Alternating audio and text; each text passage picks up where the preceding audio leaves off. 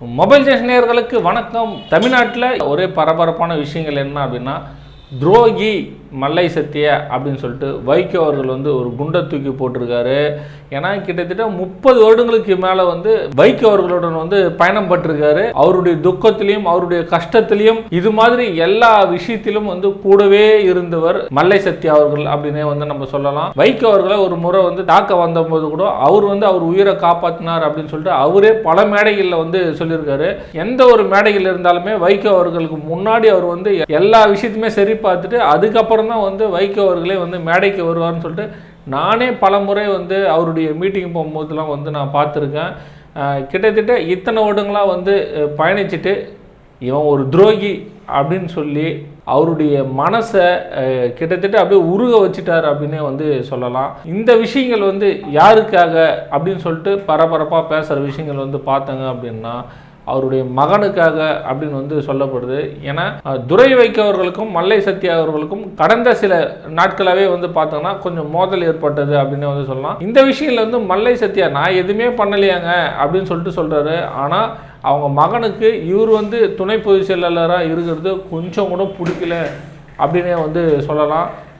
இவர் அரசியலுக்குள்ளே வந்ததிலிருந்தே கிட்டத்தட்ட இவரை காலி பண்ணணும் அப்படின்னு சொல்லிட்டு நிறைய முயற்சி செஞ்சிருந்தார். அந்த விஷயங்கள் இப்போ நிறைவேறி இருக்கு அப்படின்னே சொல்லலாம்.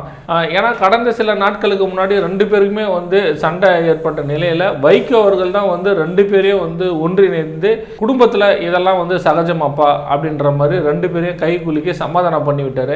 அன்னைக்கே வெட்டி விட்டு இருந்தார் அப்படின்னா இந்த பிரச்சனை இவ்வளோ தூரம் வளர்ந்துருக்காது அப்படின்னே நம்ம சொல்லலாம். அந்த மல்லை சத்யான்ற மனிதர் அவர் அழும்போது பார்த்தங்க அப்படின்னா அப்படி உணர்வுபூர்வமாக அழுகுறாரு. எந்த விஷயமும் எந்த தப்பும் செய்யாத என்னை எப்படி வேணாலும் அவர் என்னை திட்டிருக்கலாம், என்னை எதில் வேணாலும் அடிச்சிருக்கலாம். ஆனால் துரோகி அப்படின்னு சொன்னது தான் தாங்க முடியாத அவருடைய அழுகை. இந்த பாவம்லாம் சும்மா விடுமா அப்படின்ற மாதிரி அவங்க குடும்பத்தினரெலாம் சாபம் விடுற மாதிரியே இவர் அழுதாரு அப்படின்னே நம்ம சொல்லலாம். அவர் அழுவுறதை பார்த்தோங்க அப்படின்னா மற்றவங்க எதிர்க்கு இருந்தாங்க அப்படின்னா அந்த அழுகை நம்மளுக்கே வந்துடும் அப்படின்னே சொல்லலாம். ஏன்னா அந்த அளவுக்கு வைகோ மீது அவர் ஒரு பிரியம் கொண்டவர். வைகோவே இப்படி சொன்னதுனால, அதாவது மகனுக்காக வைகோ துரோகி அப்படின்னு சொன்னதுக்காக தான் அவர் ரொம்ப ஃபீல் பண்ணார் அப்படின்னே நம்ம சொல்லலாம். இதுக்கு விஷத்தை கொடுத்து என்னை சாவடிச்சிருக்கலாம் அப்படின்னு சொல்லிட்டு அவர் சொல்கிறாப்புல மல்லை சத்யா அவர்கள் ஒவ்வொரு இணையதளங்களிலும் பேட்டி கேட்கும் போது ரொம்பவும் மனசு கஷ்டமாக இருக்குது. அதே போல் ஒரு விஷயங்கள் வைகோ அவர்கள் சொல்கிறாங்க, கட்சியிலிருந்து போனவங்க கிட்டலாம் சவகாசம் வச்சுருக்காரு, அதாவது நட்பு வச்சுருக்காரு அப்படின்னு சொல்லிட்டு சொல்கிறாங்க. இதில் போய் என்ன இருக்குது, கட்சியிலிருந்து அவங்க அவருடைய இதில் வெளியே அனுப்பிட்டாங்க, அவரு வேறு ஏதாவது ஒரு விஷயங்கள்லாம் பேசுவாங்க. இதில் போயிட்டு நட்பு வச்சுருக்கிறதுல என்ன அப்படின்னு சொல்லிட்டு ஒரு சில வட்டாரங்களும் பேசுகிறாங்க. எப்படியோ ஒன்று நினச்சதை இது துரை சாதிச்சிட்டார் அப்படின்னே சொல்லலாம்.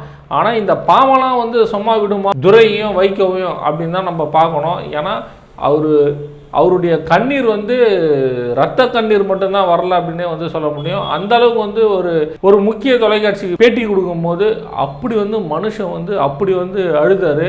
இந்த பாவம்லாம் பார்த்தங்க அப்படின்னா வைகோவையும் துரையும் சும்மா விடுமா, அதாவது அப்பா அம்மாவை சும்மா விடுமா அப்படின்னு சொல்லிட்டு நிறைய பேர் கமெண்ட்லேயும் போடுறாங்க. நிறைய பேருடைய மனசில் இருக்கிற ஆதங்கத்தையும் அது சொன்னாங்க அப்படின்னே நம்ம சொல்லலாம். சரி, ஏதோ ஒரு விஷயங்கள். ஆனால் இன்னமும் மல்லை சத்யா அவர்கள் அவர் மீது ரொம்பவும் பிரியம் கொண்டு தான் இருக்கார். ஏன்னா நான் தொலைபேசியில் தொடர்பு கொண்டேன், அவர் அதையும் எடுக்கலை அப்படின்னு சொல்கிறாரு. நான் எந்த ஒரு கட்சிக்கும் போக மாட்டேன் அப்படின்னு அவர் சொல்கிறாப்புல.